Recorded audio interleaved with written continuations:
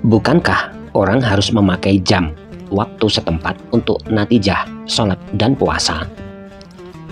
Pada video-video yang telah berlalu, telah kita bicarakan bahwa penduduk belahan utara dan selatan bumi dalam suatu garis bujur haruslah memakai waktu daerah ekuator pada garis bujur itu. Maka orang yang berada di Peking dan Perth tentunya harus memakai jam waktu yang berlaku di Kalimantan Timur.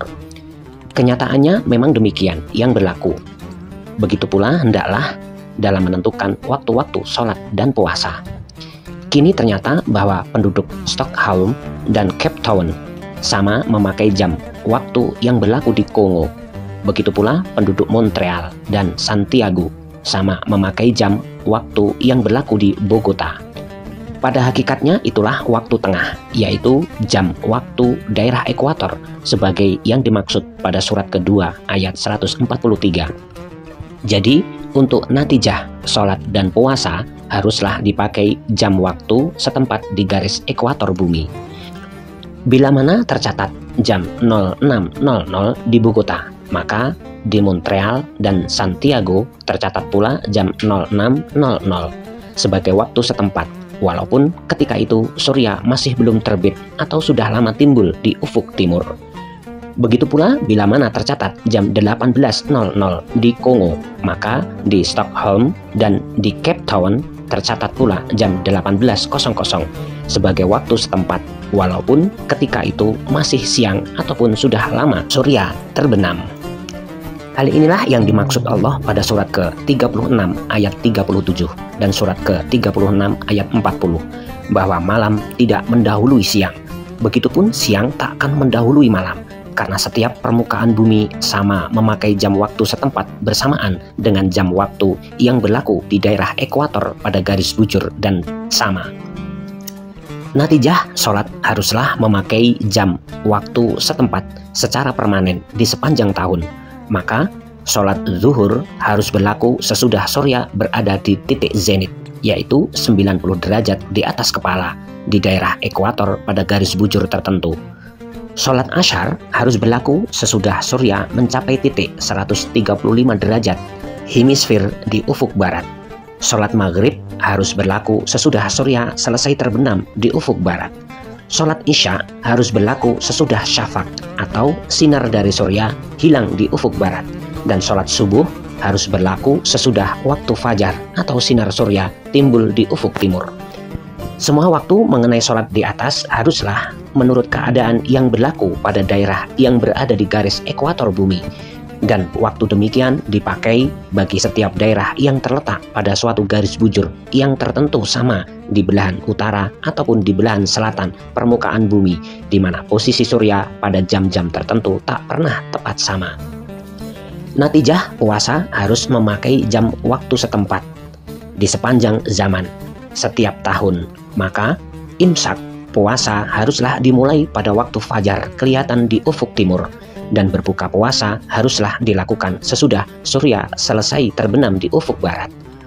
Waktu imsak dan berbuka puasa di atas ini haruslah menurut keadaan yang berlaku pada daerah yang berada di garis ekuator, dan waktu demikian dipakai bagi setiap daerah yang terletak pada garis bujur tertentu, sama di belahan utara ataupun di selatan permukaan bumi, di mana posisi surya pada jam-jam tertentu tak pernah tepat sama. Hal ini didasarkan pada surat kedua ayat 187, surat kedua ayat 143, dan surat ke-36 ayat 40.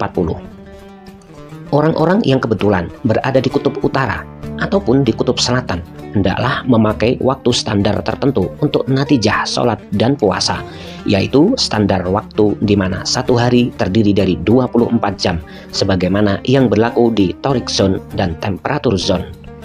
Mereka wajib melakukan sholat 5 kali sehari, walaupun di tempat itu surya tampak bersinar terus selama 6 bulan. Mereka juga wajib melakukan puasa pada siang hari bulan Ramadan berdasarkan surat kedua ayat 185, walaupun di tempat itu malam berlaku selama 6 bulan dalam setahun. Dengan keterangan seperti ini jelaslah bahwa setiap orang di permukaan bumi hendaklah memakai jam waktu setempat untuk natijah sholat dan puasa. bahwa waktu setempat itu sendiri harus berdasarkan jam waktu yang berlaku di daerah ekuator pada garis bujur yang sama dari utara ke selatan permukaan bumi. Jam waktu setempat demikian memang telah berlaku di semua daerah kediaman manusia untuk kepentingan teknik, ekonomi, dan sebagainya. Dengan begitu, natijah sholat dan puasa akan berlangsung permanen di sepanjang zaman tanpa perubahan, tidak dipengaruhi oleh perubahan cuaca dan posisi surya yang menimbulkan pergantian musim. Natijah sholat dan puasa tidak dipengaruhi oleh panjang atau pendeknya waktu malam dan siang di semua tempat. Demikian harus berlaku di permukaan bumi. Begitu pula harus berlaku di permukaan planet-planet lain dalam daerah tata surya ini. Karenanya, hukum Allah memang logis, sesuai dengan pikiran wajar dan keadaan yang berlaku. Hanya saja, sebagian dari hukum itu belum terlaksana menurut mestinya.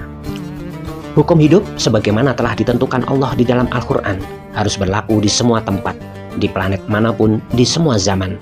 Kini, peningkatan peradaban sedang bergerak maju, pada mana ketentuan yang tercantum di dalam Al-Quran memberikan petunjuk logis dan akan ternyata kebenarannya pada waktu-waktu tertentu, sesuai dengan pembukaan yang diizinkan Allah. Surat ke-6 ayat 67, surat ke-38 ayat 87, surat ke-38 ayat 88, dan surat ke-110 ayat 2.